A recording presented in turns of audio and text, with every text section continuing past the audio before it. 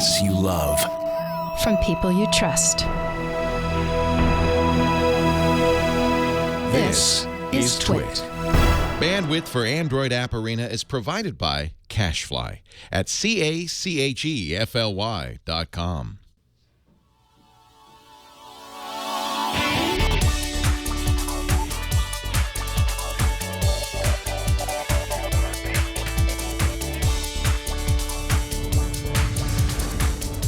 This is Android App Arena, episode 21 for Wednesday, November 12th, 2014. Viewer's Choice. Hello, everyone, and welcome to another episode of Android App Arena. I'm your host, Jason Howell.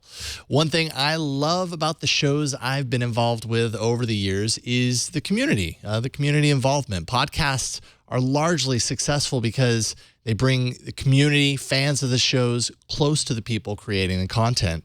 And, of course, the internet enables this in fantastic ways. Here at Twit, we have an incredible chat room full of folks that are usually a whole lot smarter than I am, keep me honest throughout my shows. And I've also teased up the email address for this show plenty of times in the past. In case you missed it, that's arena@twit.tv.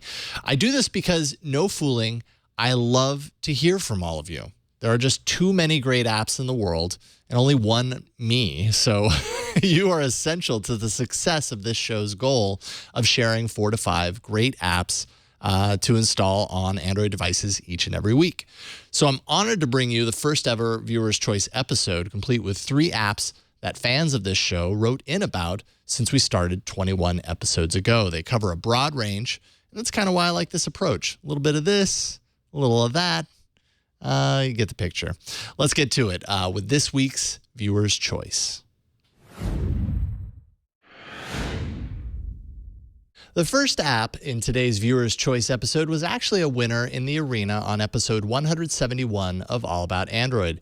This comes recommended by Jim, who emailed me at arena@twit.tv to say, could I recommend Player.fm as an app? It does all the things that you'd expect a podcast app to do, plus video with Chromecast support added recently.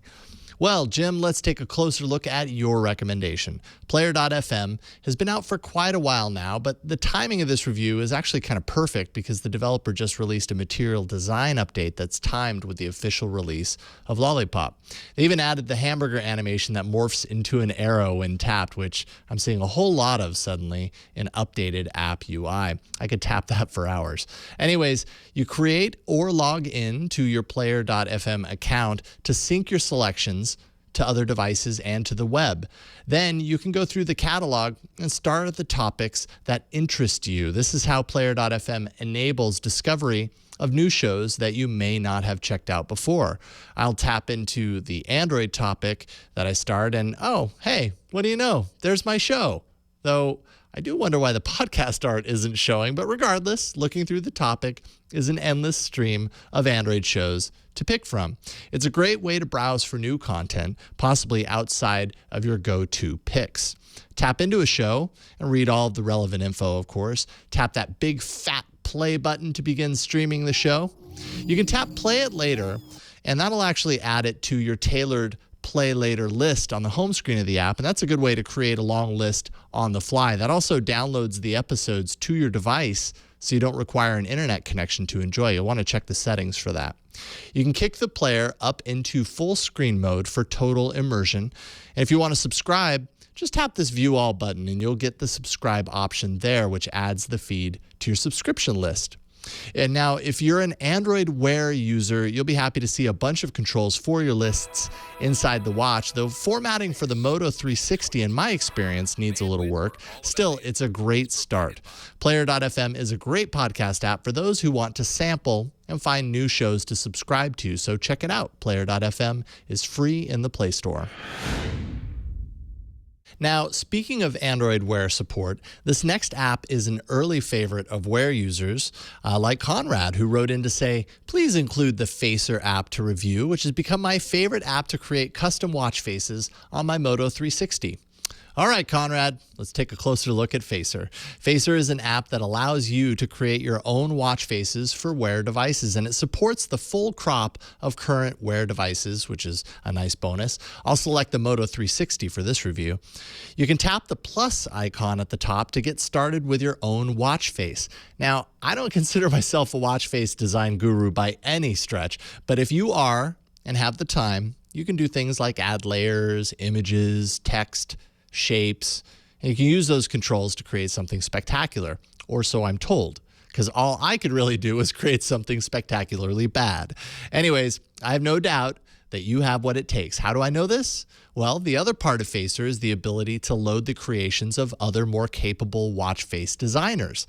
And that's of total use to someone as design dumb as me. First, there are a number of alternate faces inside Facer to pick from, but the community creations are even more intriguing. On your phone, open a browser and navigate to facerepo.com, and you'll be presented with a ton of new watch faces for your device. Browse for something that catches your eye, then tap to download your favorites, which should end up in your downloads folder on your phone, and then head back over to the Facer app. Tapping this downward arrow icon brings you to a file browser, so find your downloads folder through that, locate the watch face, and tap it. Boom. The new watch face appears in your list inside Facer. I then tap into the watch face, tap this icon to send the watch face to my Moto 360 and make sure that my watch is set to show the Facer watch face. It's very important. And now, after a bit of syncing, voila, a new watch face appears. Pretty neat. Look for Facer in the Play Store for $1. Now, finally, Jack emailed with his own recommendation that aims to easily solve the complex URL problem.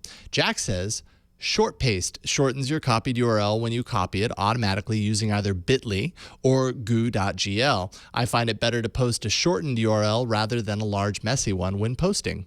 You know what, Jack? I'd agree. So let's take a look at ShortPaste.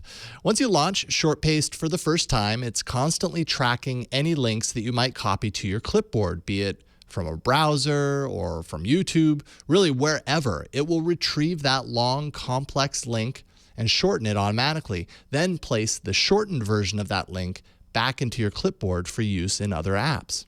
Now, inside ShortPaste, you can pick either URL shortening service that you prefer. Here, I'm going to stick with goo.gl, though if you're a bit.ly user, you can go into the settings and log into your bit.ly account to make sure those links are tracked for you on that service as well. Now, with the service set to run during boot, it's going to be active for your copious amounts of copying from boot up. I'll go to TechMeme here and copy a few URLs. Now, every time I copy that link, it's being shortened for me automatically and placed back into the clipboard, which is awesome. But even further, launching the ShortPaste app again, I can take a look at the archive of shortened links. So it's also acting as a backup of the URLs I copy throughout the day. If I ever lose track of a URL, it's another place to look, which is a nice bonus. And now, pasting that link into my social feed is just that much leaner and cleaner. ShortPaste is one of those apps that does one thing really well. So look for ShortPaste in the Play Store for free with the option to donate inside the app. All right, 3 apps direct from you to everyone else that watches this show. I really appreciate that you guys take the time to fire up an email and add your suggestion to the subreddit that we have here on the show. You certainly don't have to do that, and I, of all people, completely understand how busy and chaotic real life can be. So thank you for taking the time to do that in the first place. And yes, I will absolutely be doing more of these episodes. So if you like what you've seen, why don't you take part? Email arena@twit.tv with your suggestions and a little blurb as to what you like about it or why you sent it in the first place, and I'll consider it for an upcoming Viewer's Choice episode. All right, finally, this next app is going to steal a good amount of waking hours from you, sorry to say, but I find the info that it spits out fascinating and addictive. Check it out for yourself in this week's Hot to Trot. Now, there's a Twitter account that I follow that's sort of a guilty pleasure. It's kind of like an endless stream of trivia answers, and who knows, maybe I'm working my way toward a successful run on Jeopardy. And if that's the case, then I absolutely suggest that you install UberFacts, the new app right away.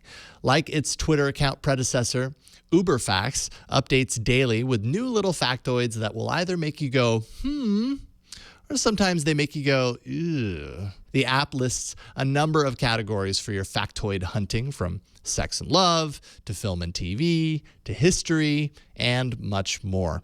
Each category then takes you to a brief but usually interesting nugget of information, and in the app, it's accompanied with a nice big bright image to go along with it. And down at the bottom, a comments section for that social element. And you can also actually like the factoid as well if you so choose. You just double tap the image to do that. Just browsing the app is a great way to brush up on your knowledge of pointlessly random information. But check out UberTap. It quite literally has absolutely nothing to do with facts inside the app. Just your ability to tap really, really fast. Tap the targeted amount of times before the timer is done and win. Don't and lose. And I'm not so sure what the consequence is, but hey, it exists, I suppose. Though, word of caution, don't crack your screen. I doubt they'll do any sort of replacement if you do. Look, I'll make no bones about it. UberFacts is fluff, but it's enjoyable fluff. It won't make you smarter. It might even make you dumber. I should know.